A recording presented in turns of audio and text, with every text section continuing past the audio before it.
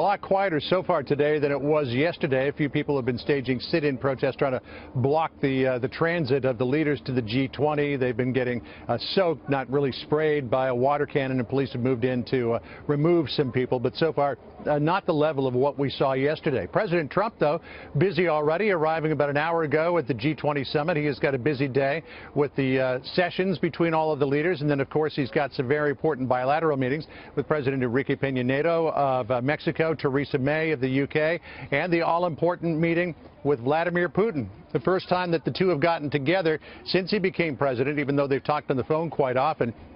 And a lot of expectations being raised for this one as well. The president this morning, when he got up, issuing a bit of a tweet storm saying, quote, "I look forward to all meetings today with world leaders, including my meeting with Vladimir Putin. Much to discuss."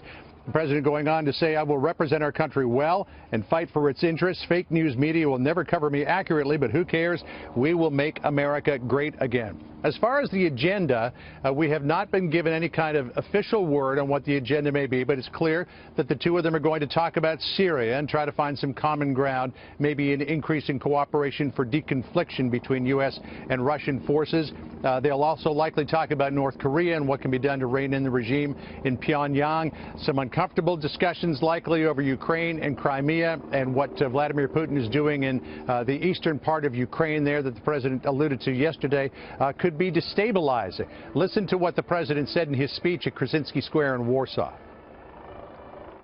We urge Russia to cease its destabilizing activities in Ukraine and elsewhere, and its support for hostile regimes, including Syria and Iran. One thing we don't know if the two leaders will talk about is the alleged Russian interference in the U.S. election. Yesterday, President Trump was asked about that at a press conference with Andrzej Duda, the president of Poland. The president said, well, I think that Russia could be responsible, but there might have been a lot of other players that were responsible as well. That brought some criticism from Adam Schiff, the ranking member on the House Intelligence Committee, who thought that the president had already capitulated to Vladimir Putin. How can you have a serious discussion with him if you don't hold his feet to the fire on that particular issue? As far as the meeting itself goes, Robin, Heather, we're told that this is going to be a fairly intimate affair. It's likely at this point, this is the plan, that it will only be the president and the Secretary of State, Rex Tillerson, and an interpreter in that room. And don't forget, Rex Tillerson does have a previous relationship with Vladimir Putin from his days at ExxonMobil. So they're trying to keep this one small, playing the game of lowering expectations. Robin, Heather? If he really wants to stick it to the mainstream media, he'll ask about the Russian meddling because they've all written it off and said he never will. So we'll see what happens. John, thanks so much.